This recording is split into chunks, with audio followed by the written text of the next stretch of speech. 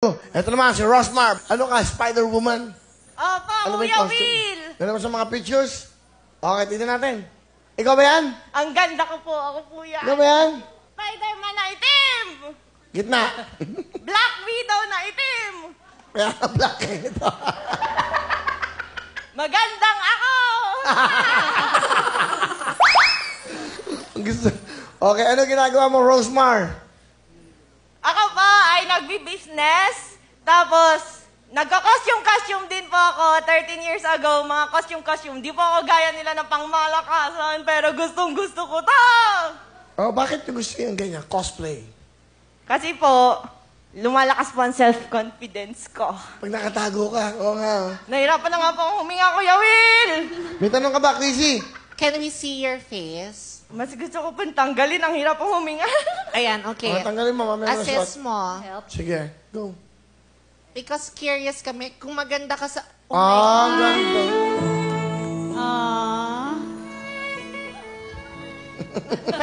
Pwede bang bumaliktad ka din, I'll kiss you? Diba? Ganun yun sa Spider-Man. Bumabaliktad tapos... Ang ganda mo, ha? Rosmar, okay, mahilig ka sa costume na. Sino kasama mo? Pinapakilala ko ang 46 years old kong mama na mukhang 16. Mama Nympha! Woo! Good evening, Kuya Will. Ang bata ng mami niya, ha? Kamukha niya. Kuya Will, excited ako ngayon. After 20 years, nung huli kitang makita sa Lucena, bumili pa ako ng t-shirt at CD mo. Tapos naiinis ako sa kanya dahil hindi niya agad sinabi na hindi ko kasi alam na siya'y nag-audition dito. Sabi ko, nasaan na yung CD at damit? Gusto ko sanang yun ang suotin. Kasi sabi ko talagang, nung makita uli kita ngayon, wala kang pinagbago. Wow. Okay, thank you, ha? Ano gusto niyo sabihin kay Rosmar? Achi, alam kong hilig mo yan. Nag-audition ka, hindi namin alam. Gusto mong, yung hilig mong mag-artista, siguro iniisip mo, alam ko nagdaramdam ka sa amin dahil sasabihin mo yung isa mong kapatid, yun ang lagi naming sinisuportahan. Pero hindi mo alam, si Papa mo, pag may kausap siya, lagi kanyang kwento, pinagmamalaki kanya. Nagpapasalamat ako sa Panginoon dahil isa ka sa naging anak ko.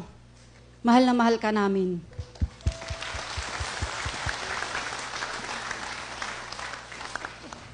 Mama, mahal na mahal ko rin kayong dalawa ni Papa. Ginagawa ko to kasi gusto ko maging proud kayo sa akin. Kaya pa kasi, pakiramdam ko noon, ang pangit-pangit ko. Ganun. Tapos ngayon, parang feeling ko maganda-ganda naman ah. Mama, mahal na mahal ko kayo ni Papa. Tapos, pati mga kapatid ko, kahit buhay ko, kaya kong ialay sa inyo. Mga love na love ko kayo. Thank you, mami. Bigyan mo nga si mami ng jacket. Kasi after 20 years, kung buhay pa kami, baka makita pa kami ulit. Saka isa pa sa tatay niya. Sa papa niya. Oh. Alam niyo, ngayon ko lang naisip, ha? Yung likod ng maskarang ito, may mga kwentong katulad ng buhay mo. Katulad ni Sergio. At of course, si Ross, no? So it's all just a mask.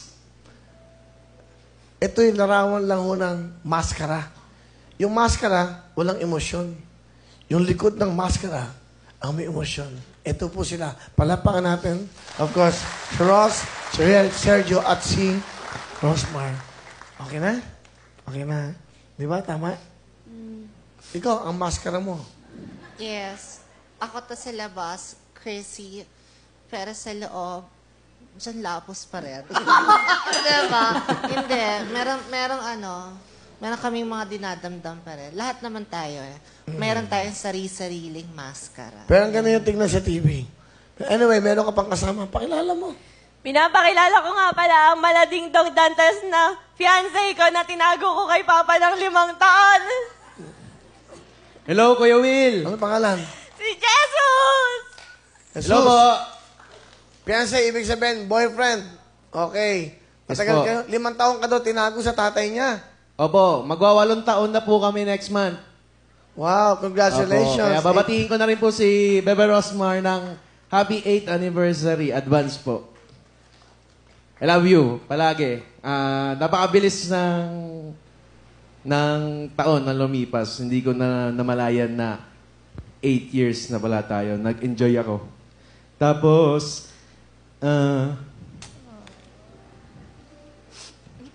teka.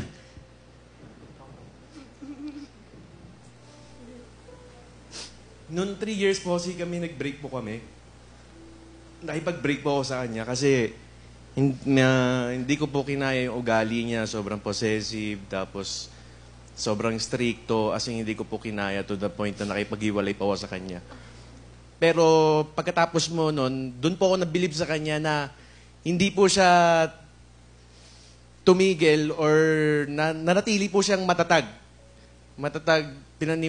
Naniniwala pa rin siya na pwede pa rin maging kami.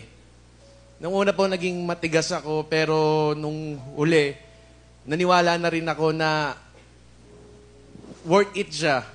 Siya pala yung babae na tipong kailangan sineseryoso, hindi sinasayang. Sayang kung mapunta pa sa ibang lalaki. Kaya bumalik ako sa kanya. Kaya ngayon, 8 years kami. Gusto ko siya na yung babaeng makatuluyan ko pang habang buhay. Siya na yung gusto ko maging makasama pagtanda. Sure na ako doon. Yun lang po. Ano gusto mo sabihin? Yung sa kanya, nararamdaman mo. Mahal na mahal kita. Sorry kung nagawa ko yon, hindi ko na uulitin. Salamat. Tatay, bebe tatay ko, love na love din kita. Sorry kung 5 taon kitang tinago kay Papa kasi alam mo naman na stricto si Papa. Sabi kasi niya, kakalbuhin niya ako. Natatakot lang talaga ako.